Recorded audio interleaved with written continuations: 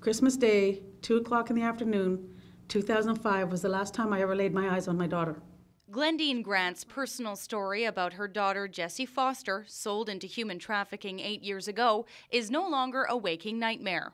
Arrested for solicitation in June, forced to work at an escort agency, arrested again in September for 4 charges. Instead, it's a tool she uses to inform people about human trafficking and the ugly reality that every year Canadians are being coerced or brainwashed into becoming sex slaves and ending up as prostitutes on the street. Jessie is such an average everybody's daughter, everybody's sister, and everybody's friend that her story, her disappearance and victim of human trafficking has opened the eyes to it can happen to anyone. What happens to these victims, and I know firsthand, I've worked with many of them, they have post-traumatic stress, they think they're worth nothing, they're afraid.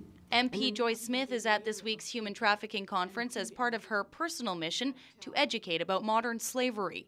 She says vulnerable young women, middle-class Canadians, are most susceptible to forced prostitution. They're easy to scare, they're easy to convince, they're easy to manipulate. And having said that, also they're easy to shame. They won't tell anybody. There's laws now in place. Dozens of people, women and some men, attended the conference just 1 week after Canada's new anti-prostitution law received royal assent. For the first time in Canadian history, the purchase of sex is illegal. We do have the laws now. We do have the tools. And now what we have to do is every Canadian citizen has to educate themselves about human trafficking.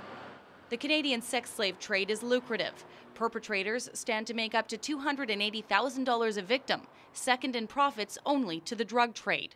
So Smith and Grant are hoping conferences like this encourage former victims to stand up and prevent more people from falling into the trap. The can of worms has been opened, and now it's time for the education to protect our youth and others that have had this happen to them, and for them to know out there that there is no stigma. They are victims of a horrendous crime, and if they've got out alive, they're survivors. The education and the laws now are going to stop future Jessies from becoming victims of human trafficking. They're going to not go missing. It's happening every day on our streets in every community, and education is our greatest weapon. Once we know how the perpetrators work, then people know what to look for.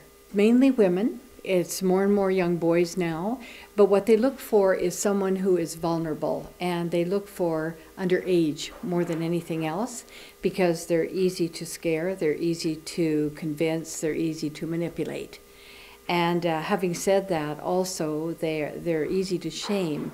They won't tell anybody down the road.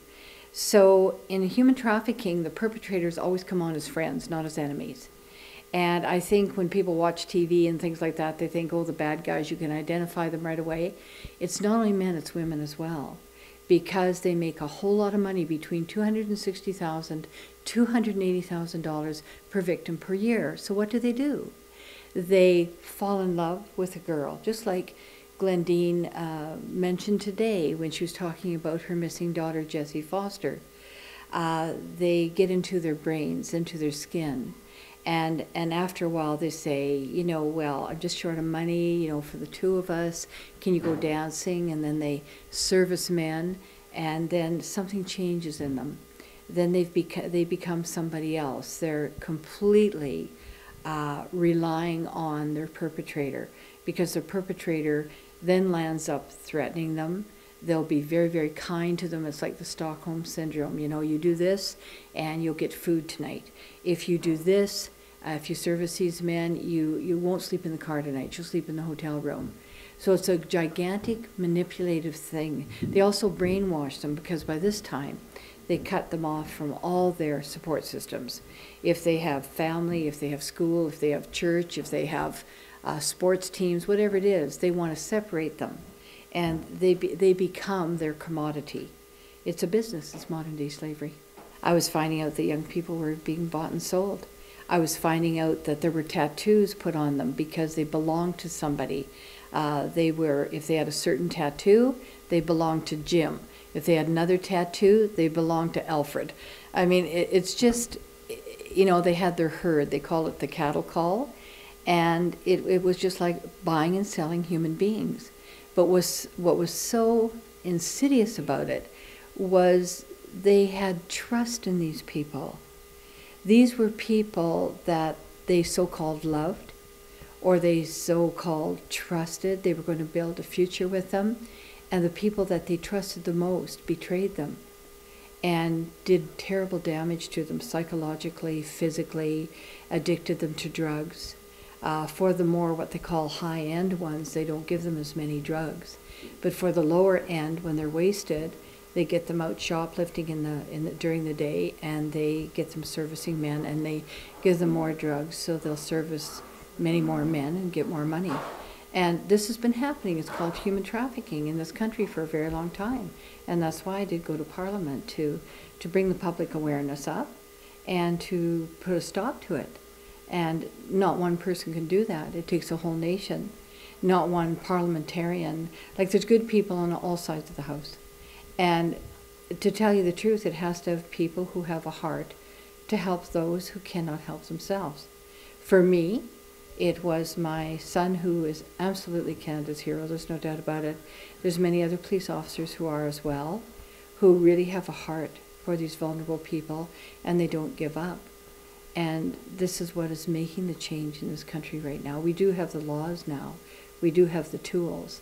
And now what we have to do is every Canadian citizen has to educate themselves about human trafficking, and not to make their children paranoid, or not for teachers to scare the whole class. It's just make them aware that this is what is happening in our country. Don't fall prey to the predators. It's very big. It's second only to the drug trade in Canada right now in profit for the perpetrators. You see what people used to say, people are very behind in what's really happening. Like, they see girls on the streets and they say, oh, they're prostitutes, they're making money, they want to be there. The story behind these girls is often something very different. These girls often land up committing suicide. They often land up very drug addicted, hopeless, totally wasted, because they feel there's no one on their side. They've been forced into it. They did things that they never thought they'd do. And then the perpetrators, after convincing them to do it, then they turn around and they say, I'm going to tell your community, I'm going to tell your parents. And, you know, it's a gigantic manipulation game. And these perpetrators have the gift of the gab. So it's, you know, the mindset of the Canadian public thinking, you know, prostitution is the oldest profession. Prostitution is the oldest oppression. And the stories behind, there's very few that make the choice to go in. And if they make the choice to go in, it doesn't turn out well in 99% of the cases at all. And people have to know that. The film Pretty Woman, I hate that film, because that glamorized prostitution, you know, how she gets all her pretty dresses and Prince Charming falls in love with her, provides her with everything. That's not the way it happens. What the predator wants is for them to bankroll the rest of their lives so they can run, and these people are wasted. They use human beings as commodities and they destroy them. They simply destroy them. This is human trafficking in Canada, and our youth is at risk because of this, and education's our greatest weapon. They need to know how the perpetrators work. They need to know the heartbreak. They need to listen to the parents who've had their children trafficked, and it could be anybody who's vulnerable. And when you ask about vulnerability, it's like any young girl. She's pretty, she's trusting, you know, all that kind of stuff. They're vulnerable. And you should be trusting to a degree, but you also have to be educated to protect yourself and not fall into this kind of lifestyle where there's no way out or no way back. I get phone calls from all over this country. But, you know, when you talk to the girl, they say, you know, please help me. And when I say to them, you know, we have to connect you to the police, they say, I can't, because I'll get beaten, or I might not be here tomorrow if I do that. Can you just help me? And, you know, as there's more and more of this on TV about how the perpetrators work, when there's more of it in the paper they read. I had one young girl who came to me a couple of weeks ago, and she says, Mrs. Smith, She says, I've been trafficked and I didn't know it until I read the article in the paper. This is what happened to me. And she told me her story. And I said, can I get you in contact with your local vice unit so they can help you? And she said, yes, you can. And then I explained to her about the laws in Canada. I said, no one can do this to you anymore. That's not, we're okay. We have laws in Canada to protect you. She didn't know that. She said, is that true? And I said, yeah. And so I connected her to some people that could help her in rehabilitation. And I connected her with the police force. And she really landed up where she didn't really want to bring the perpetrator in because she was afraid. But if more and more people start talking, but she is out of it now. And she was moved out of the province into another province.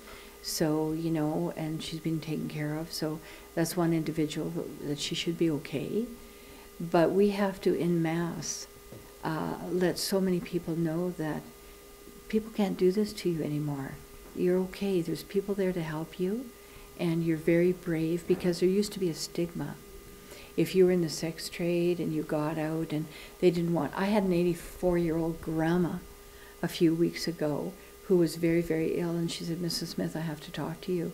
She said, when I first came to Canada, she said, I was trafficked. And she said, fortunately, I got out of it in desperation, and I ran away. And now she's raised 8 children. And she's been a real pillar in the community where she lives. But this was still on her mind. At 84 years old, she had to tell somebody. So I took her hand and I said, you know, this is not your fault.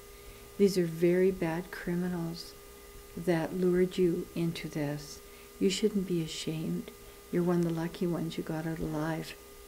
And interestingly enough, this last year and a half, I've had an inordinate amount of older women who have told me what's happened to them years ago.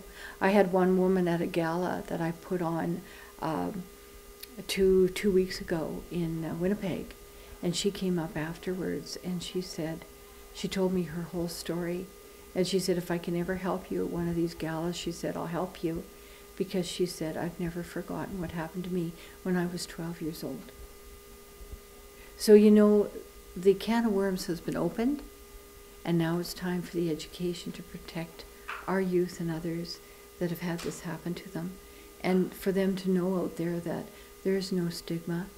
They are victims of a horrendous crime. And if they've got out alive, they're survivors. And to be a survivor is a beautiful thing, because that means they got away from very dangerous people.